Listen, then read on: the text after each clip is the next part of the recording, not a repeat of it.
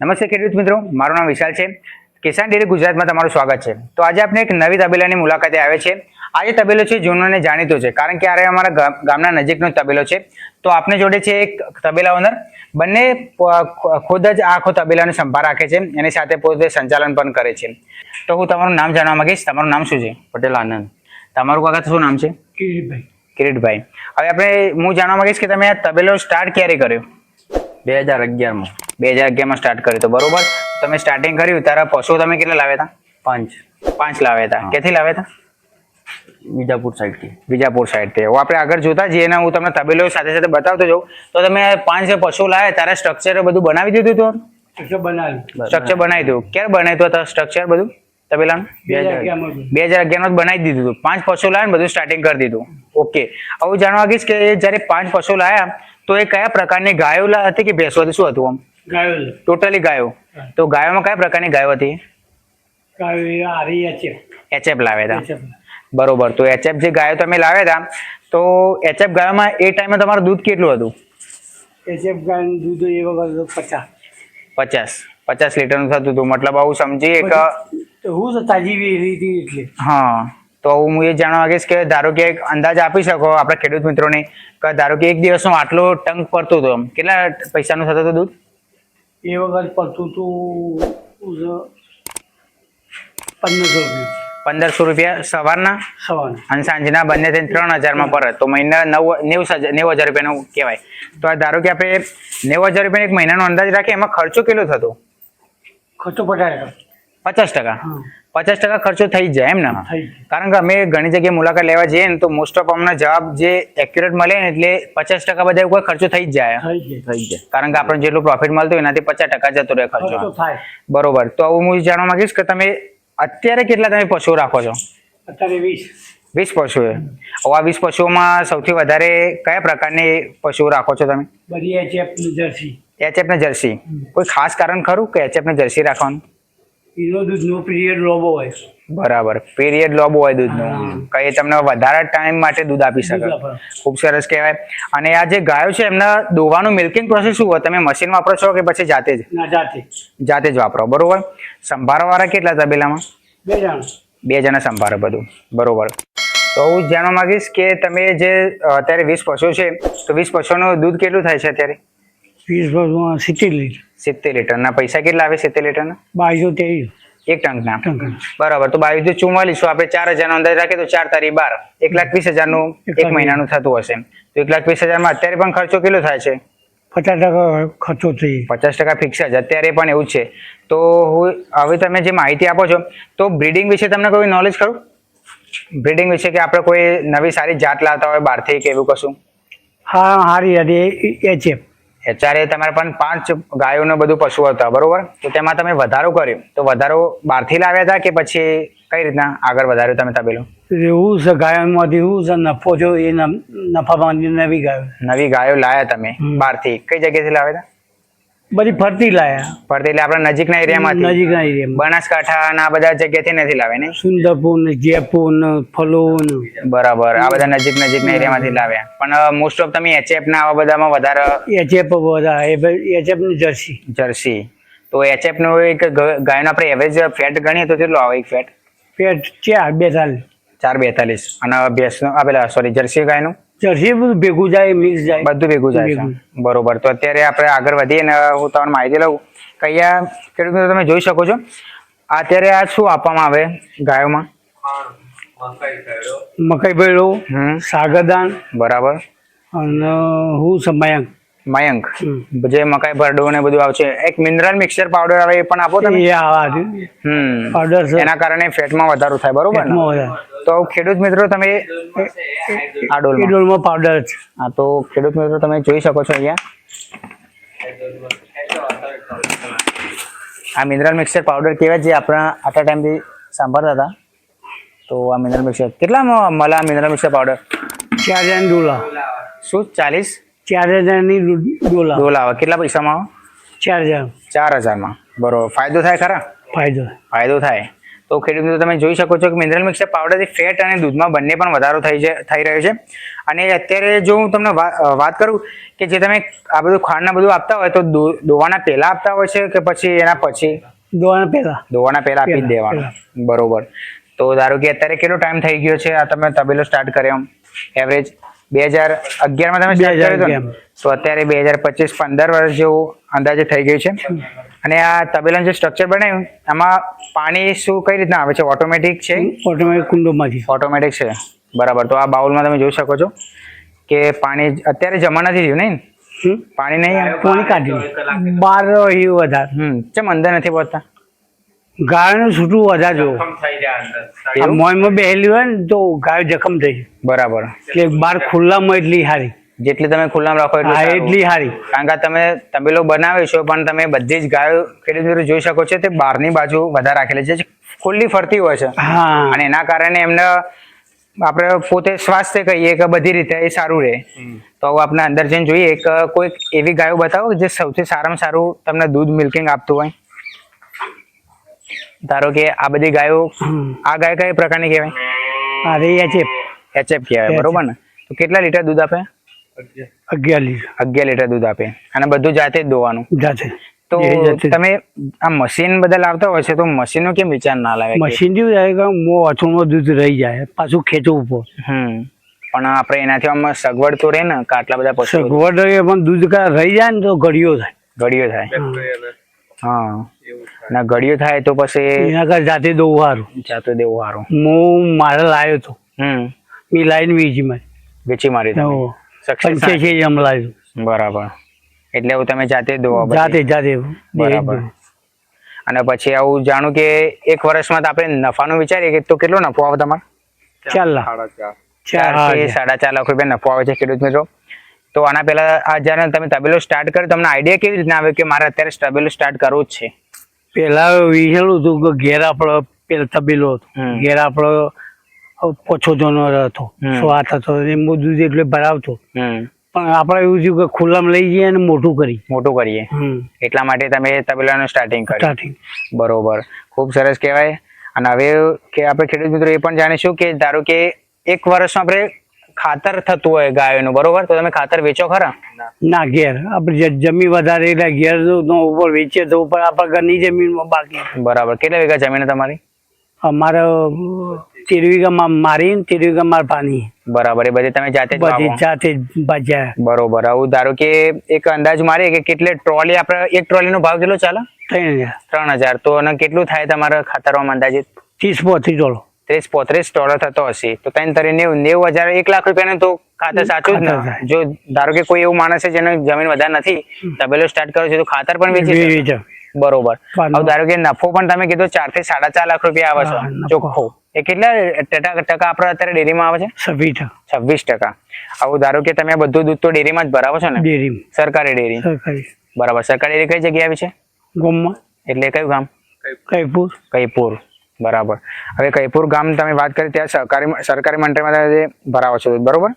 હવે અંદર આવી જાઓ, આપણે જોઈએ તો બીજી કોઈ એવી સારી એવી જાત તમારે ખરી કે ભાઈ આ ગાય જો આનું દૂધ સૌથી વધારે છે એવી કોઈ? હા, આ ગાયનું છે એટલે કેટલા લીટર દૂધ આપો? 13 લીટર દૂધ આપો. બરાબર. તો તમે એકલા જ દોવો કે 2 જણા સાથે દોવું જ પડે? એકલા જ. કેટલો ટાઈમ લાગે છે? 10 મિનિટમાં. 10 મિનિટમાં દોઈ કાઢો. ખૂબ સરસ કહેવાય. 10 મિનિટમાં આખી ગાય દોઈ કાઢે છે. બીજી કોઈ એવી ગાય બતાવો કે જે આમ સારું આમ ક્વોલિટીની હોય?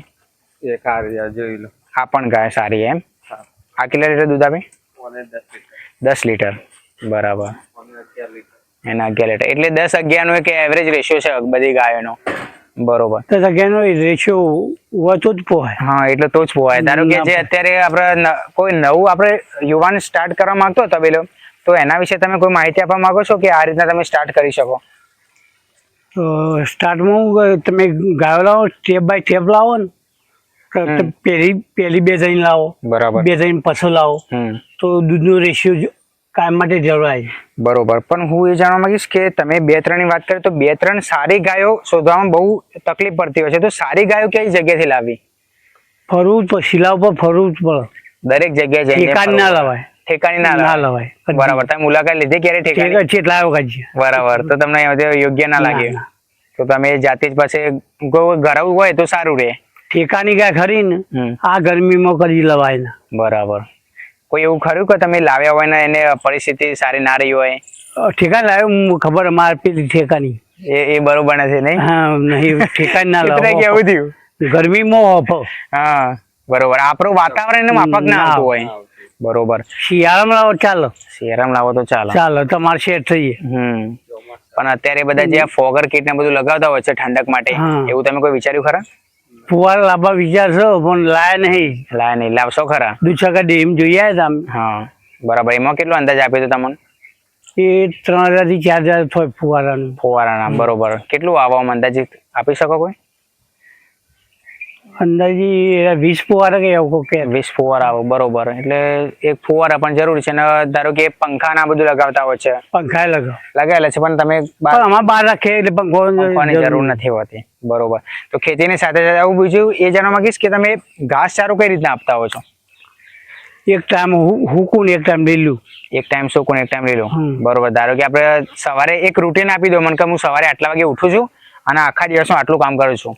તમે ઉઠો છો ને વહેલા? હા એવું. કેટલા વાગે ઉઠો તમે? 4 વાગે. 4 વાગે ઉઠી જાઓ. 4 વાગે ઉઠીને સૌથી પહેલા કામ કરવાનું? પેલી ગાયો લાવવાની, ગાયો ધોવાની, દોવાની. દોઈને ખાંડ નાખવાનું, ખાંડ નાખીને વાડામાં છૂટી કરી દેવાની. બરાબર.